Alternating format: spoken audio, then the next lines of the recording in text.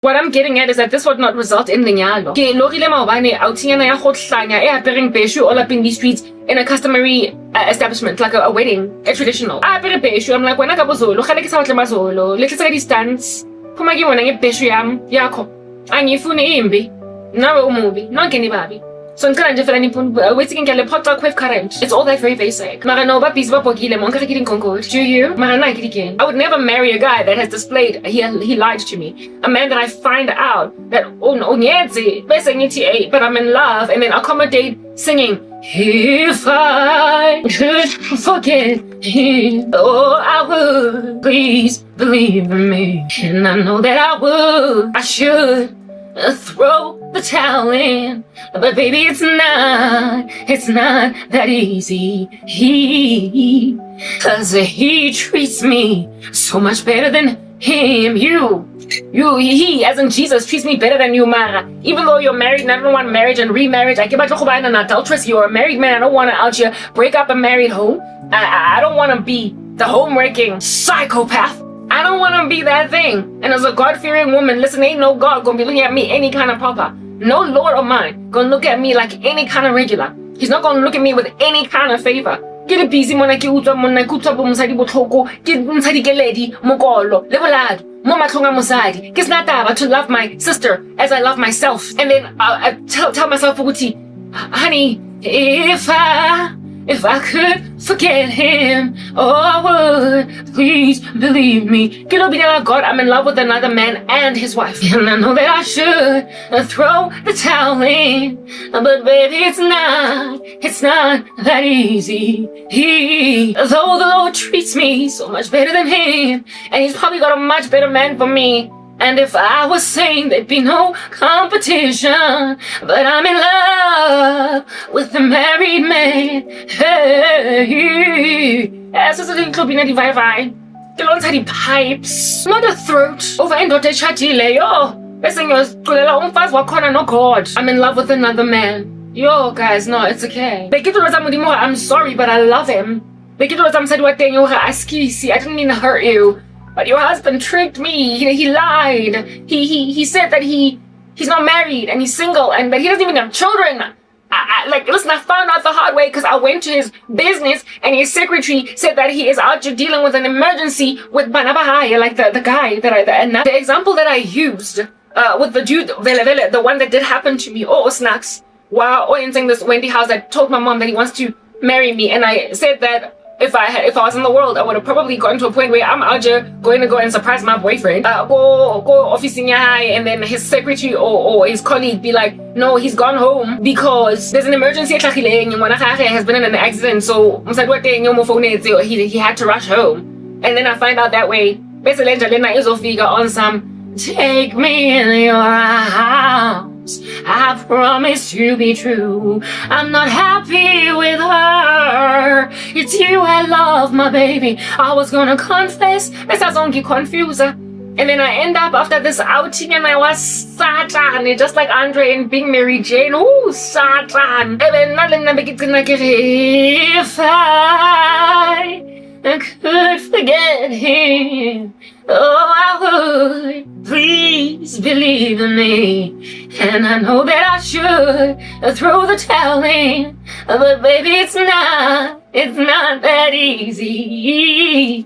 This bugger is a nasty monster, but I'm in love. Bese nyo accommodate ukuyobreakisha ihadi yomfazi wakhona, alodivosa alochwada, or ke lo accommodate isithembu. Hey bandla we, aseke gojeswa ke.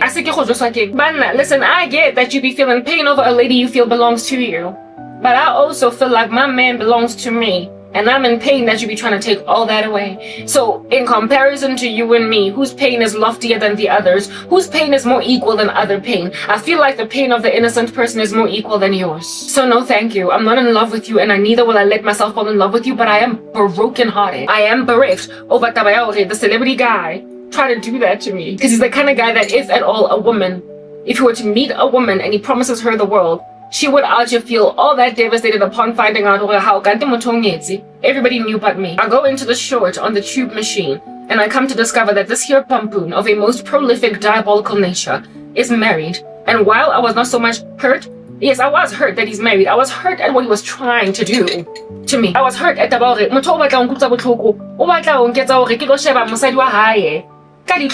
Like, you know, when you love a man, or when you have big feelings for a guy, as indeed you will come to learn as I keep on telling these many stories of mine, when you are to be feeling to do some kind of heavy way, you also be out just stalking the leading lady in his life. You will stalk the woman that he's with, because you will ask yourself you will then imagine as this home-wrecking gnarly beast, and him essentially making her an honest woman, yet you a side piece. Why are you the side piece? Why are you the nobody? Why? Hey, Bachung, you will actually be so insecure that you will stalk his woman and end up feeling like you are just the size of a pipsqueak, a pinky finger, perhaps the fingernail thereon. You will speak things like those. And this guy was trying to make me look at Msadi that I never would have looked at with some kind of funny side eye. That way. On some, oh, it's a cook. Maybe I'm old. She's probably still in her 20s. She's probably maybe in her early 30s. I'm old and I'm cracked up like a whip. I ain't jacking nobody. Mara, before then, I was out here twirling on the floor, drawing hearts and circles, creating heart shapes using petals in the pond at the park where we are out here eating ice cream while some crazy little bugger Onyetse is never mind trying to hurt me but his wife, because I would imagine that these women, I've never been married, but listen, I have been cheated on as Imedi, and the chick always caused me to be out here paging through their profiles to be figuring out what's so important about you that this bugger would not love me. I need to know. Monica so gone, silly old me. Devoted so much time trying to love you, idiot. I nearly lost my mind. I drive past your house every night in an unmarked car, wondering what does she have on me to make you break my heart. You make me feel I'm so gone, so zaga. You make me feel whole, and I loved you, baby. And so daga. Listen, boy, I'm a rowdy chick. Sometimes I have to fight cause my mouth is too big. Shorty, how you handling me like I ain't jack? Treating me like I ain't nothing, then do that stuff. I'ma kick down your door and then smack your chick, just to show you Monica not having it. I'm so in love with you, so I'ma get violent. You treat me so unreal. What she do, I do better. Whoa. Monica, listen, I'm not doing it. Hakitobina so gone. Hakitobina, the boy is mine. The boy is mine. The boy is mine. The boy is mine. The boy is mine. The boy is mine. Not yours, but mine. Not yours, but yeah, so I mean, I also have kind of like obsessed over chicks like Facebook or whatever. Cause what you got here, I don't got silly on me. Devoted so much time. I was waiting first. Looking like a lady who I've been in with a pooza face. I loved that guy first. Man, wow, I'm tanda cara. I'm tanda cara. I'm peggy papa. I'm in the little dog. I'm in the little cotton shinny, and I'm like take his paza. I'm in the Ramarasha. I'm in the need to know combo to from scratch and Vogan or Evon Shaga. Ngisebenza hard every day. Ukumenza la ibhiya umqombothi. Ngivuka ekuseni every morning ukenzela ubhebe wami i-African beer. Lo mandla mini lona ngomenza lo mqombothi. Angishiyela umuntu umfazi omncane kanjani. Hello mntwana ungumntwana. Wangishiya ngepapa yami ngiyenzela lona ne-ration. Nekoda mengiyenza wangishiya ngayo ngimyenzela ikoda. Ngimenza umqombothi wangiphozisa wona, that's why namhlanje ngila nawe kwishibhini ngixoxela le story kodwa le ndoda ngayithanda ngamnikeza abantwana. Namhlanje abantwana bakhona basangifonele bathi mina bathi ngikwamele ngiye ko bathi ngidakwa bakhathelele, kodwa bazi ukuthi mina ngiyaphuza kanje ngokuba kwakhona ngivuka everyday ngimenza lo mqombothi ngagcina mina though mengingaphuzi nebhodwa mengingaphuzi ngaphuza lo mqombothi wakhona mengemenzela cause ngizokhopha kanjani no shem lo bhodlona. Listen, you will put a pooza face on a lady. Usebenza everyday ukhwetisa mqombothi yagcina awunwile even though she didn't drink because she was trying to honor her man working hard every day to make you be Listen, you're mad. You're crazy. You might try to make me grow on YouTube like a tortoise going nowhere. Mara ntho tse ke di buang ke tsona tse tlo causang the kind of revolution that will ultimately set everybody free. Because why are people giving this kind of awareness on a rooftop, growing one subscriber in every 6 months? Why do they upload hundreds of shorts and long form content that is very compelling and nobody views them? They be out here dragging themselves to the mud like a snail. Type of stuff that actually be causing a woman that don't touch akabuthindi utshwala angikutheli. Begcina ngiphuza umqombothi ongukenzele wona. Kitagcina kenwa best friend the dog. Ukitsuba best friend so kinwa zorba cause I'm too broke now. I've been taken back to go high. Akunachelete mara ke letawa now cause listen, I gotta drink to cope. Cause indoda yami entse ke le busy ke etsa tsa motor ke thudile na recipe ya di croissant. My French ba re ke croissant. Ebeleng my French a tswa mo tea. Ba re croissant. Ke ithutile ho etsa half pastry. Yo, ka mo bakela di pie ntsha. Ka mo bakela di croissant tsa my French. Ka mo bakela di blueberry pecan pie. Abuti a re boom a tsama. Le nyatsi e nngwe nang le 12. Yo, ka qena ke biri ya hae ka tshwatla le botlolo pa tima le tlapa ka enwa biri ya la ne ke sa batlo lo nyala mononwang biri ke monyetso ba nna ne ke tlhokopegile ke tsitse go tla fola bojwale jwanong bona nna se ke nwa biri ya hone ke tla iketsa indoda emphuza yone phuza face futhi gosh don't wanna phuza face wanwa out here he's like my dad he's a freaking tank. This millionaire guy. Obatla ngonyala kankani. Musuto wabhesh. Ngizokenza ngephuza face mubi. Nama go to kodwa uyajima namhlanje ngoba uyaphuza ule. Kogcina ke nole biri ha na epatila rena o tlogetse bojwala. Angpina dipina before nyala. A re ke lahlile botsotsi. Le kereke ke ya ike. Abuti ke ampinela dipela. Dipina ka mo believe. Jwanong bona ke nna ka answer ya teng. Ke tla iketsang ke a copa ka segwa ga thwe ke self medicating. Ke tla etsang nna other than kopana nka re sofa slahlane bomba bestele answer ena. But wami uzongiphuzisa though mina angikutheli. Kodwa yena ukuthela to a point where he's got a phuza face ebonakalayo, but he's gonna claim that he turned a leaf cause yena ulahlile butsotsi. Sho le kereke uyaitsena. Ulahlile bobanzola. Hey, abuta re na hlahle botsotsi bobanzola. Ulahlile bopantiti. O lo kena kerekeng a batlo nyala karabo. Ka AIDS. Yeah, cause you're sick. Is that basic? That's why I get a black man. I listen, I don't have experience with your recognition that you're hurting a lady. Because what about that's gone through hell on earth and give her an STD. STDs, listen, plural. Mankata lapo. Bese, nyofitli utwala lwe. Though niyaphuza, you are gonna claim anphuza. Though you don't love God, you're gonna claim you love Jesus. And then though you are married, you're gonna claim you've never been married. And then surprise me when I find out about your wife and many kids. Bese uti, I love you. By then, I've already fallen head over heels in love and I'm out here accommodating a wedding proposal from Njangana fella is swabile. I'm not gonna be tricked. I'm not going to be taken up by nonsense. Mara, this thing, and I ain't at the little moral. Here's the reason why I haven't even sung my music. When I get galang bonang, say 521 who's saying Mara, I can't get to la pili. There was a coherence to this conversation. A revolution is coming. The stuff that I'm speaking about is going to, just like in Iran, spark a revolution that one day people are going to open their eyes and realize this is it. It's actually happening. It's actually happening. Though nobody saw it coming, it must come because indeed, in order for the world to end, certain things, structures need to be in place. And our countries looking the way that they are today cannot bring forth the end of the world as we read it in the book of Revelation, the book of Daniel, and across the scriptures all across, like proper Isaiah, Zechariah, etc. It cannot come to the land of unwalled villages. Ezekiel. They cannot happen. So that which we didn't fathom would happen in our lifetime is happening. Just like my grandmother didn't fathom in her lifetime that apartheid would end, and yet it did in just mere years from the very date that she said that this thing here, Eugene, and then listen, New South Africa, okay? Welcome, South Africa with our black president. Remember that?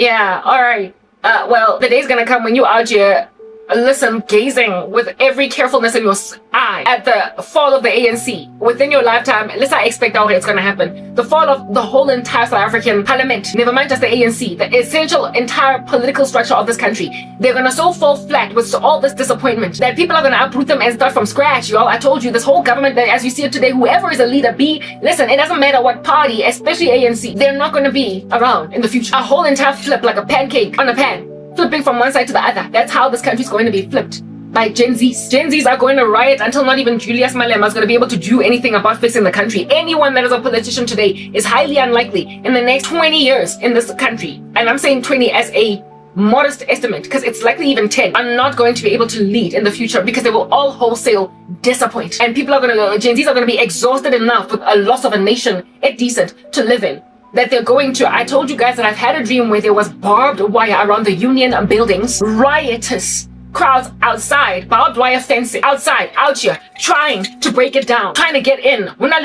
What would be the tantamount of like martial law, like police with guns, trying to keep the masses out. I also had a dream of the president of the country. I don't believe at that time it'll be Cyril Ramaphosa, but in my dream it was a Cyril Ramaphosa because that was the president at the time of me having the dream that I saw out here endure the same fate as the Sri Lankan president who had people in his house out here making like see us swinging on a chandelier,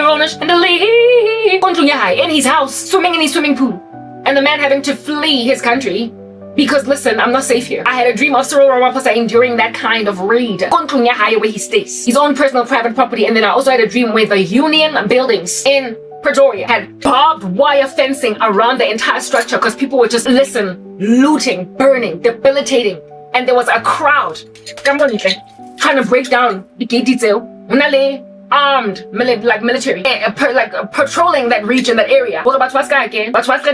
Nothing but and that's why Gresha Basa break up past that barrier. There's gonna come a time when people are willing to take bullets just to fight for the struggle. We are still in systematic oppression, and leaders of this nation don't easily go. They don't just bounce, they don't just skedaddle. So therefore, how slowly my YouTube channel is growing, what you're doing to me, first and foremost, I told you I'm not gonna get set free from this slow pace of growth by South Africa entering into a revolution. I'm gonna get set free by the United States of America. So way before even this riot happens, before the country goes to the dust, to the dogs, before the Gen Zs out just strip it like it is a lady trying to pay for her fees or whatever in a nightclub, before Gen Zs put it on its head, on its knees, and on its toes, I will already by then be living in the US. I'm gonna see this country with billows of smoke bubbling from the bottom. I'm gonna see it from a distance. But when it happens, I'm going to be indeed just like the way that I'm shocked right now with watching Iran and what's happening over there. On some, whoa, it's happening.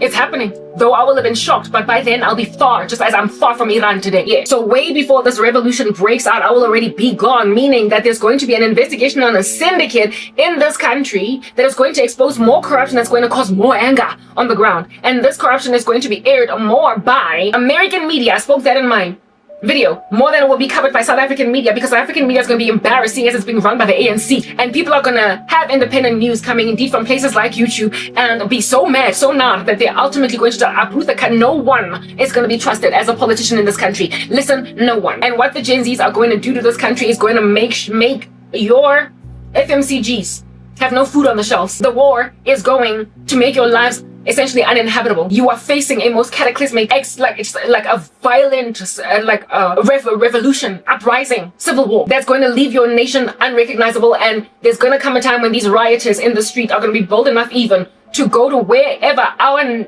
president at the time might be lives, and out here break down his walls, tear down his house, and get in there and swim in his swimming pool. Because the disparities in the country, large as they might be today, are going to be worse at that date. And I don't even think it's too far in the future. Because when you speak these prophecies, the way they seem so unfathomable to be fulfilled today, you be out just speaking about in terms of 20 years time from now. In 20 years time from now. But it can't be in 20 years time from now, because I told you that it's going to be the Gen Alphas that rebuilt the country and the Gen Zs that will riot. And Gen Zs only have a certain season of time within which to be who they are. The youth of the land that is mad. It's soon. And I can't tell you when. And I wouldn't be surprised if it would be within the next 10 years, because listen to this. Who is this? All these regimes that are corrupt, that are being out just shown up by the US, for instance, Venezuela. Is our president not standing with them? Look at how Cyril Ramaphosa is out here trying to support Ayatollah Khamenei in the center of this revolution in Iran. Who do you stand with? All the wrong people. And look at what the Iranian regime is. Look at what it is. Just gaze at the Iranian regime with all of the carefulness in your bones. They're this entirely despotic, supercalifragilisticexpialidocious, controlling, like, ridiculous thing that is like draconian in enforcing its minority sentiment on the majority. Because I found out that only 30% of people in Iran call themselves Muslim. So all the Sharia law, for what? The majority of the country is not even that thing. And that is exactly what's happening in this country. The majority of the country does not allege to African spirituality and whatever it is that ancestral worship is doing and whatever the ANC is doing, whatever is this alternative reality. We all call ourselves a Christian nation. If you do a census on banking applications anywhere and you ask people what is your religious affiliation, the grand majority of South Africans are going to come up either Christian or Catholic. While there will be some who are irreligious, and then there will be Muslims and Hindus, etc. But the grand majority call themselves Christians. So a country that calls itself Christian, why under heaven are we being subjugated to the tyranny, for crying out loud, of customary laws and of South Africa's anti-Semitism, though the nation on the ground doesn't feel that way? Essentially, a regime is imposing its minority sentiment on the majority of people on the ground. And that's exactly the whole status quo going on in Iran right now. As a result of Iranian indiscretion, what you need to understand as well is that Iranians don't even have, what sparked this here revolution was something that, of course, it's been brewing up over years, over very many issues, but it's d'abord, they're not even getting food and water properly now. Inflation is through the roof. The common man on the ground is not able to get theirs. Do you understand? And that is exactly what's happening in South Africa. We are the most unequal country in the world right now. And the common man on the street, the majority of people in this land, of which are black, are just poverty-stricken. And then there are all these ritualists that are being peddled and pushed and being given favor. Yesterday, I briefly gazed upon the story of DJ Waras because I'm so bereaved by the sorrow on the ground in this crazy country that I don't want to listen to news at depth because then I don't want to be grieved and so therefore find myself in a bunch and a knot. So I didn't follow stories like DJ Waras too much, but I allowed my shaky finger to click on a video out here, seeing as there were these two like murdered ladies that were killed, and I was curious about their story, listened to it, and so other crime stories out here presented themselves to me, and then I watched a short video basically explaining why DJ Waras likely was killed, and my speculations were correct. He was trying to eradicate corruption in that downtown Johannesburg region with all of these tycoons, these powerful men out here collecting rent from people living. Guys, I cried. Yes, because DJ Waras was killed, and that was not right, but the way that South Africans are living, like in downtown Joburg, like listen, it's so like there's no maintenance. It's so dirty, and there's so much litter, and they live in their urine.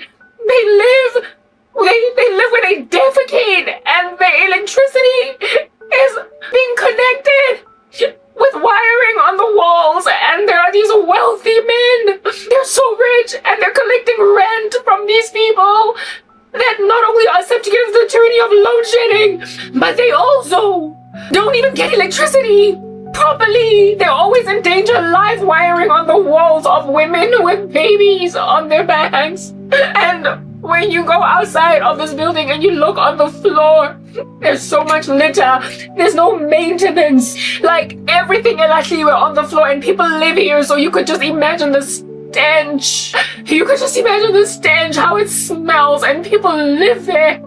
But do you understand? Yanuga, there's litter. Like guys, you know what it's like. A garbage site where they've dumped like a hahua, pick it up when it's here to collect garbage. You know how it smells, and just from it passing by, and there are people that live in all that litter, and they sleep there, and they raise children there, and disease is just spreading, and there's all these rich guys traveling to Dubai, taking mistresses. They've got side chicks for days. They're in expensive holidays, and they're collecting rent from these people in buildings that ought not be occupied by human beings, and they're making so much money, and they don't care. And some of them are big business bosses. They're politicians. Like, they're people that are supposed to care about the country, and a man died trying to eradicate that issue. The buildings get hijacked, and then there's all these mafia bosses out here collecting rent, and all they can think about is having sex with men like those are the ones that are looking at me, and they want to make me their wife. What the heck am I gonna do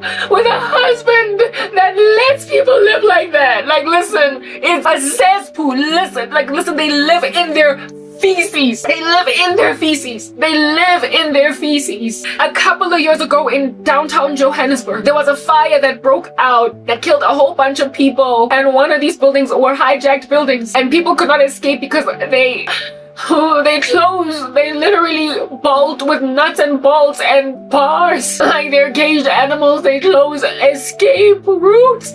They close escape routes. Like they close escape routes. They close them. I don't even know why. Essentially, when there is a fire, the fire escape is how you escape a burning building. And hundreds of people died a couple of years ago because these bosses that hijack these buildings and they take rent from these people for what reason? I don't even know. I don't know why. Like, it doesn't even make sense why they would close them. So there's no inspector's car. I don't know. But they literally shut, sealed with nuts and bolts and chains and like fire escapes. And so people died. And they burned inside and they couldn't escape out of fire escapes. That's what they already, they were living in their feces. They were living in their urine.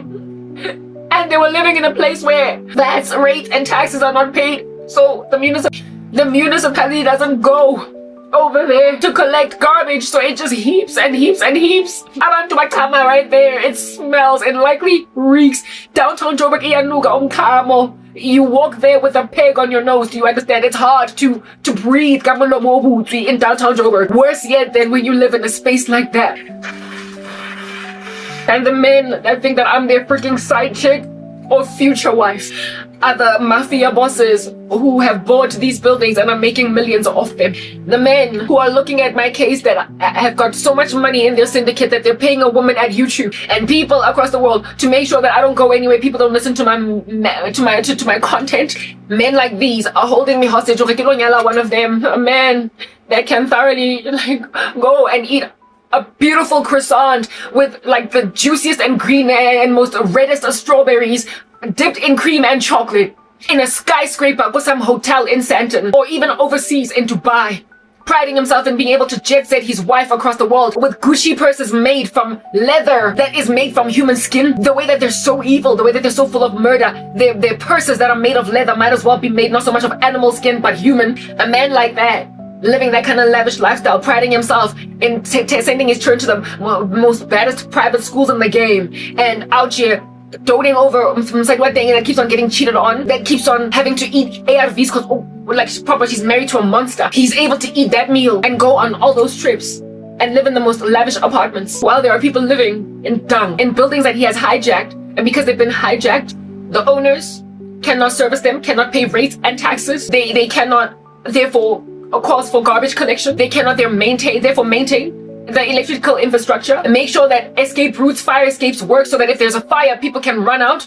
Like recently there was a fire in Japan that burned 3 buildings because of corrupt executives and hundreds of people passed away in there. And after that fire happened, the Lord showed me that same fire is essentially burning in your country. There are corrupt executives, construction bosses that are building with shoddy materials and also out here hijacking buildings in places like downtown Joburg. You see this phenomenon, this issue in the movie Jerusalem, if you've seen it. That made a decision to belong to the LGBT community. Nobody knows what's going on over there. Yeah, type establishment thing. Where it is that people are to be hijacking buildings in downtown Joburg and even in Jerusalem, that movie done all those years ago. You don't even see the level of debilitation that you see. It just from people's videos, cameras. Yeah, sure, Nanje. I bet like there's just like people that are dying from perfectly treatable diseases in such an industrial, like listen, South Africa is Africa's most industrialized economy. How are people in Africa's most industrialized economy dying from things like flu? How are you not gonna die from flu or even cholera when you're living in a building like that? How? Like perfectly treatable diseases, and here we've got our minister of what? A trying to thought. Me, yes, me, Kara. DJ Waras died for that. A lot in this country that get gunned down for various things, unless what they died for was significant. The only reason I even looked a little bit deeper into the death of DJ Waras was because I dreamed about him a whole bunch after Ashon as a victim in similar state to me. So I gained the curiosity only because I got a prophecy about him. He was trying to fight that same corruption, and that's why he was gunned down. And so, I mean, really and truly, if you're gonna keep on doing that, like Papa, if a man Onjalo is gonna want to go and grab a righteous woman that is mourning over the conditions of the way the South Africans are living, and these are the majority of South Africans, are poor blacks, and they're also actually exploiting migrants, taking for granted that Nigerians, what do you call this, like Ethiopians, people that are from other parts of Africa, ba tshaba o lo deportwa, and so jwanong le bona tshwantse ba lo dula nkare they ain't jack, for real, like exploiting those that cannot fight for themselves because they're either in the country illegally or they are whatever. God takes up the cause of the poor, the foreigner and of the orphan. He says that you must treat the alien well in your country. I'm not for illegal immigration. It is problematic on its own. But don't nobody ought to be deserving to live in dung just because they come from Ethiopia. And mind you, it's not just the foreigners that are living in those spaces. It is also South Africans. And yet your government, that's why it's going to get toppled over. Downtown Joburg used to be so beautiful. Mamela, you know that a government is especially taxing and gnarly and monstrous when we come from oppression. We come from apartheid South Africa. They broke the hearts of the majority of South Africans. Yet, if you look at the country, even Soweto, in the days of apartheid, listen, that's like it was so much better. Infrastructurally anyway.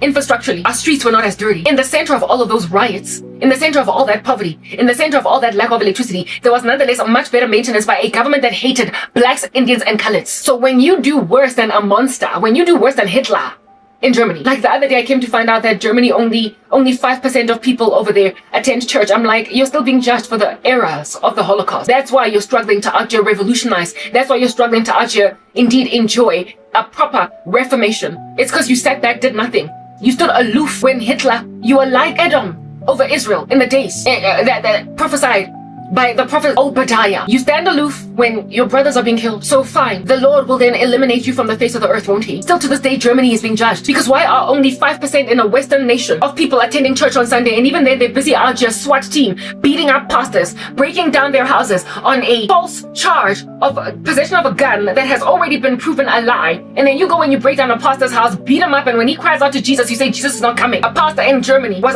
arrested. I watched this story on CBN News. And this pastor and his congregation were persecuted and abused in a country where only 5% of people attend church. I would have imagined by now that after all these years following the Holocaust, that Germany would be a nation that is Christian and reformed after Hitler. But you know that God is like his judgment just lingers generations into the future. When after the Holocaust ends and you were that aloof to his people, the Jews, you still are struggling to spark up, defibrillate as with IN your country to Christ. 5% of people in Germany attend church, and so therefore, what are the statistics of the church in totality? Likely less. Yeah, it's entirely pagan now, Germany, because of what they did to the Jews and being aloof and standoffish against the Jews. Honako the Holocaust. Well, South Africa today, you are aloof and standoffish, never mind to my cause, but to the cause of poor people in this country. That's why, Gary, only your children, essentially Gen Alpha, are going to be able to rebuild this nation because they're the only ones that are going to cry out to the Lord. Like Germany, all those years down the line after the Holocaust ends, when people are in their graves. That's why I say that I likely will be dead when I finally see Gen Alphas rebuilding the country, but I will certainly see Gen Zs tear it down just from rioting. You will only much later see some kind of reformation because God will judge a generation that lingers, the generation that is still alive in the time of a tyranny will not see recovery to him, but their children might rebuild it. Germany is only got 5% of people attending churches today because God is still out here picking a controversy and fulfilling a judgment on all of Germany for Hitler's errors, because there are still some Holocaust survivors that are alive today, evidencing that their generation is still alive today. That is why Germany is still so essentially largely pagan. It's still so secular. It is still yet to be revolutionized, revived, essentially, but for only a remnant. And even then, that pastor that has a big church that was beaten up and hurt in his own house, broken down, his house torn down for over a false charge. The way that they just could not help but hammer down on this man. He is from, the pastor is from, I believe he's from Germany. The pastor is from Germany, moved to, no, this is in Germany. The pastor is from another country and he preaches in Russian and I think he's Ukrainian and Russian. Listen, I stand corrected as to the facts, but he is a man that is of a different nationality, having moved to Germany and started a church. So essentially, if that man did not emigrate or migrate to Germany, that church wouldn't even exist. Saying that Germans themselves are not starting churches. People got to move to their countries to revive them. They got to move to their nation to revive them. And herein lies this foreign pastor in Germany preaching in German and in Russian. I believe he's from Russia. Thank you. I think he's from Russia and his sermons are preached in German and Russian. he is the one that started this church, and so therefore brought some kind of spark or light or salt in Germany. And look at how he's being assaulted. Look at how he's being assaulted like it's the days of like Hitler, the Gestapo all over again. It's those days all over again. So Mamela, you're being judged because look at how aloof and standoffish you are. You're chilling in your middle class lives, looking at all the sorrow in downtown Johannesburg. Shortly, listen briefly, ever so succinctly, after apartheid ended, why is downtown Joburg looking like this? Why are buildings not maintained? Why are our governments not insisting on bringing them down? And if they must bulldoze and then rebuild, then bulldoze and rebuild, or if they must evacuate people and seasonally place them in alternative accommodation, and then that whole building refurbish electrical infrastructure. Listen, why would you refurbish electrical infrastructure in buildings in downtown Joburg when you can't even refurbish a national grid of electricity altogether? Listen, you are not going to get to a building that is full of sewage in downtown Joburg where human beings live when you can't even give us electricity in a country at large. That's your government. You're still under systematic oppression. They're lining pockets of wealthy politicians, and some of these businessmen and politicians thoroughly think I'm either a side piece, a second wife, a polygamist, or whatever, or even a wife at all. That has no regard to undo the straps of the yoke, loose the bonds of wickedness, have no regard for God, have no care for citizens on the ground, to a point of letting women with babies, out here, living in a building infested with urine. When I was young, my cousin and us as well, my dad, my mom, Osonke, we lived in those buildings in downtown Joburg. We have stayed as a family in Yeovil and in Berea. Do you understand what I'm saying? And they were habitable, healthy-looking spaces to live in. When I was on the come up, my dad, Nandula go Yeovil at some point with his second wife in a flat that was decent, and my dad was a lawyer. Do you understand what I'm saying? And my cousins never go building in the flat that go Plain Street, the one that's opposite the ANC building that's not far from Nor in Joburg, and they were roomy, large, and habitable. Though sectional titles will always give you that problem. Even in suburbia, group, over there, it was quite the feat to overwhelm them in my particular apartment to make sure they don't come in. So Mapela are not the era or the issue of a governmental issue. Mapela will also survive a nuclear explosion, right? So a sectional title will always give a problem with Mapela. Kodwa. Like just leaving garbage, sewage. Now, remember the other day I lamented about the Baldwin group and how it is that I don't know why anybody in these streets be allowing, no, not Baldwin group, sorry. Yeah, I did lament about a Baldwin group indeed, about how it is that their buildings were just out here falling apart all over the show. No, Baldwin group did have proper waste management. They did that much I cannot, what do you call this thing? I can't fault them on, but their workmanship was absolutely lackluster, right? The property that I stayed in rather was I think I'm mixing them, all these places I've stayed in this season. Later on, my mom moved me to some place called Cosmo City. Cosmo City, the place where I was staying, was a new development. It was new development, like proper. Nobody had ever lived in the particular apartment that they made me and my dad stay in. So it was clean, thankfully. The walls were clean. There was not too much debilitation. New as that development was called Cosmo City of which is, you would know, not far from Bel Air, not far from North Riding, not far from essentially Lani suburbs that actually would not be having any of these issues. So in South Africa, you have such disparities with income that you'll be finding right next door to Deep Sloot, all of these like absolutely elaborate estates in Maldistrift, just the income disparity. You'll be seeing it with Alex and Santon. They're kissing each other. And Cosmo City was a similar thing. Cosmo City being a new Kasi, a new development, however, within almost suburbia, it's like Naturina that way. Type thing. Yeah, you would imagine that it would be maintained, largely scone and clean, the streets looking good because it was a new establishment for black people that were largely still struggling but wanting to be close to suburbia, the side, in order that they might work over my MTN, live on my whatnot. It would have been a decent establishment for black folk to live in.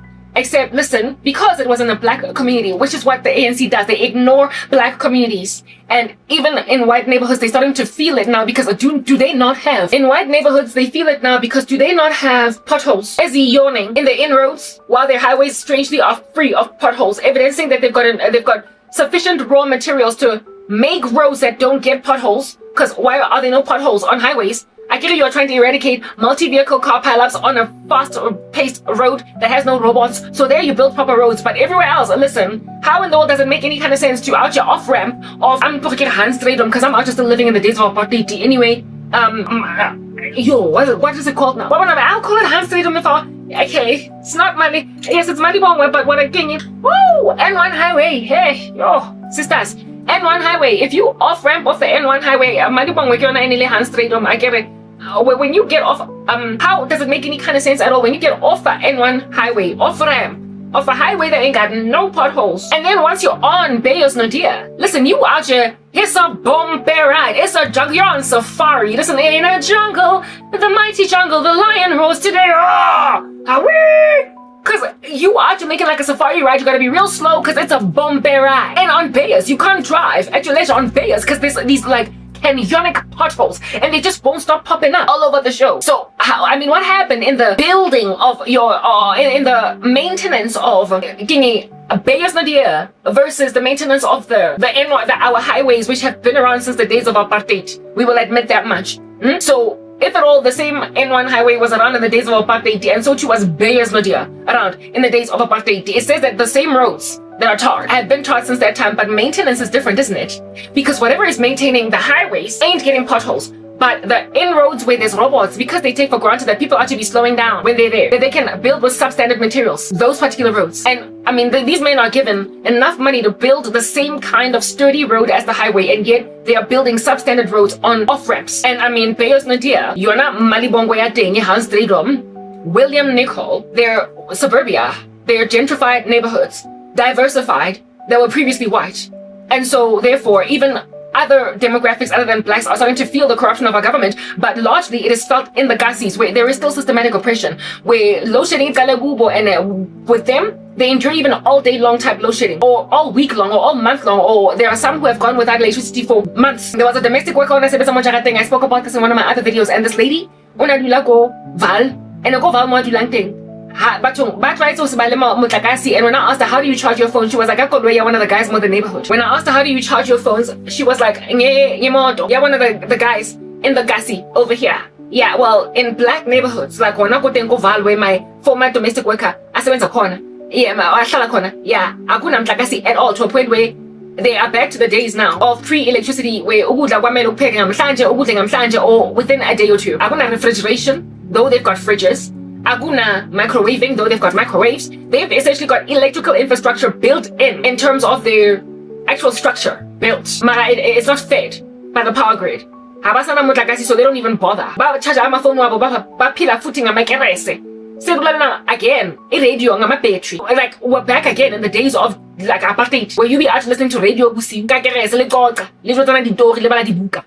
more TV. Netflix for what, for who? When under heaven are you ever going to get Wi-Fi in neighborhoods like those? Guys. And not for the Antichrist system to indeed take. There must be a revolution that is going to fix the country. There must be, because listen, the Antichrist system cannot be established until everybody has access to Wi-Fi. And Wi-Fi is unfeasible if there is no electricity constantly going in countries, and constant electricity that is going to allow for the surveillance of people through the mark of the beast right next to Wi-Fi must be essentially a reality in all of our countries. So therefore there must be such hectic revolutions in nations that would ultimately bring corrupt countries like North Korea, where there is only electricity in Pyongyang, and countries like South Africa, where certain other regions of our nation don't have electricity because they're full of black people, and our black government don't care about their own blacks. Koval. For them to take the mark of the beast, I'm not saying they must take it, but I'm saying the Bible prophecy says a whole chunk of them will. They need not only electricity but Wi-Fi. So whatever it is that are their qualms today, they've got to get over them. There's got to be something that fixes it. So when I say that the ANC needs to uproot, Bible prophecy can't be fulfilled unless it gets uprooted, because the country has got to be refurbished, fixed, revitalized, eradicated. Essentially, the Gen Alphas have to succeed to rebuild the land until there is 24-hour electricity in Val, until there is 24-hour Wi-Fi in Val. It has to happen. But nonetheless, what I'm trying to highlight right now is that we're not going to Val, get a black neighborhood. And we all know how when load shedding started, it afflicted Soweto first. It afflicted Guguletu first. It was black neighborhoods that they harassed, and then when they could not fix the roboto, maintain infrastructure because they were lining their pockets, it's not like the government of the country was not wealthy enough. As soon as South Africa overcame apartheid, we had so much international investment in the land because of recovering from apartheid that we ought to have had the baddest infrastructure. We know that as a nation, we were blessed with great investment because of, look at what we did after winning the 2010 World Cup bid. Look at what we did after winning the 2010 World Cup bid. re thabile hure a se ke go aga Gautrain keng a se ke go aga Soccer City keng listen, we showed that in a very short space of time we can rebuild national infrastructure and make it very beautiful and seemly to tourists. We showed that we've got it in us. We've got the power like we're Bruce Almighty. We showed that we have got the power in us to quickly fix a city. We did. Over, I don't know how many years it took since the bid of the world. I believe it tends to be like 2 seasons prior, so I believe 8 or 10 years, right? We had 10 years to make the country safe to basically World Cup friendly. We had 10 years after winning the bid, and in 10 years we done built the Gautrain to a feasible place. We done in 10 years. You know the infrastructural development that happened around Soweto. Soweto. Mara, I mean, World Cup, is that not where Mandela stayed? Did you not refurbish, revitalize Vilakazi Street? You fix streets. Oh, come on,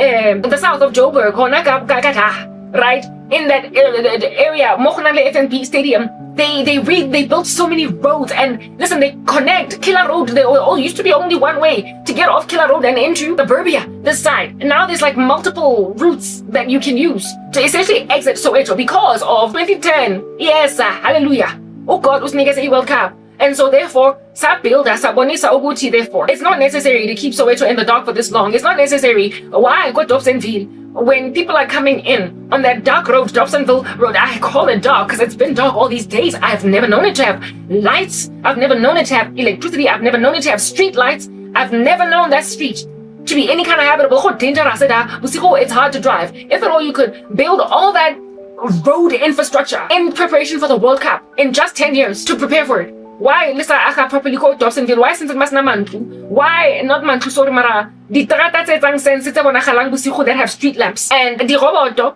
World Cup, where they're not all working. Hey, World Cup, there was barely any load shedding.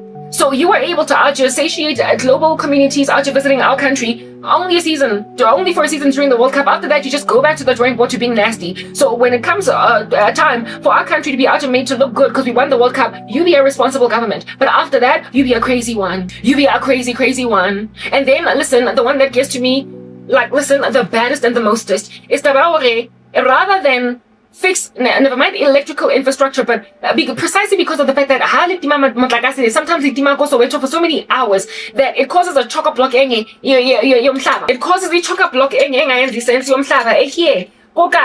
Bigger weekend or whatever. So combination of not wanting to put up proper electrical infrastructure, never mind that. First of all, proper electrical infrastructure is your first issue, and then the second issue is maintenance of things like the robot or moto achisa roboto ka koloi taba ga le batlintle fela on ntse le di lukisa put it back together again, and hape le di checker, le di monitor from your little monitoring offices where you are to be checking robots and how they're functioning and what have you. For those of you that don't know what the robots are, traffic lights, okay, all the stuff, because you don't want to have to maintain the robots that go Soweto. When then Outsurance offered its wonderful services to put its pointsmen out, you realize that pointsmen work when robots don't work because we've got a load shedding issue. So how about we just go on right ahead and grab voluntary services of a company within its corporate responsibility like Outsurance? How about we go and we grab Outsurance's generosity to the country and just make it a mock-up, a model of how to basically handle streets in villages or neighborhoods where we don't care for the people because they're black, and just put automated Outsurance pointsmen or the permanent Outsurance pointsmen in the persons of yield signs where there used to be robots. We all know what happens when there's a power cut at a robot and there are pointsmen over there helping traffic flow faster. It does flow faster than if there were no pointsmen and people were doing yielding and a what do you call this, like 4.2, what do you call that thing that stop go. It's because we're gonna call it stop go, okay? How on social media stop go? It's slower than pointsmen. They're better. They essentially make it flow faster, but it certainly does not flow as fast as robots because pointsmen they be out making you hang out go much longer than you would. Because when they just linger. Get regulator or something that's going in the ear, but they're not as fast as robots, okay? They're not as fast as robots, so they will frustrate you, they will cause traffic, but when they're there, they're much better than when they're not there. So they figured that, okay, so if policemen work, we're going to go and grab a generous company's offer to our streets thanks to load shedding, and we're going to use their model to essentially stop having to pay. It's cheaper that way. We're going to line our pockets. We're going to get fat on taxpayer money instead of maintaining robot infrastructure. So what they did, go Soweto, in the most busiest, most jugular vein of Soweto, like the most baddest street in the game, go Soweto, Old Porch, they made a decision, Zinjalezi. Okay, fine, Chris Hani Paragwana, now is already named because, listen, I ain't got no qualms with Chris Hani, but you get my point. People are going to rename streets in accordance to the new revolutionaries. So even Chris Hani might find himself being eliminated altogether from that honor. All the people who died in apartheid did not get an opportunity to be corrupt. I was Steve Biko, so I was Chris Hani. Man, the ones that lived through it, the ones that are appealing to make it to the other side. Woo! Deboard you. So I ain't picking no qualms with Chris Hani or even Steve Biko. But I don't even know what would have happened with Steve Biko if the guy lived to be a politician today. He might just be like another Mandela, another Zuma, I don't know. Because all of them appear to have gone super awry on us, even though they lifted us from out of apartheid. They peeled us off, ingati. It's a skin graft or whatever. Anyway, hey, Bachung, go Chris Hani Paragwana, or go Chris Hani Street, Old Porch, da, Mokunang de Togoza Park and whatnot, Mamelang, Babe di Roboto. Sing the roboto, but the roboto, go starting to interchangeang Dobsonville Road, Leona Old Porch. So essentially, it is right next to Old Porch being a jugular. That is a jugular on a jugular. Dobsonville Road is yet another busy road. They go and they grab the biggest and baddest intersection in Soweto and they put yield signs. As in Njele roundabout. Horibaska king a robot. But was the robot to Babea roundabout. My aunt lives there, go Lamini, come no sighting Lily. Well, the first time I saw it, I was shocked out of my crazy brain. But another little bit the yield sign in the roundabout, little cause assurance points, man, yeah, yields. Because, like, listen, those yield signs are a tantamount of permanent fixture of an assurance pointsman. In other words, though assurance pointsman cause traffic to travel slower, nonetheless, it's faster than when robots are just like flashing and people are having to do stop and go, stop and go.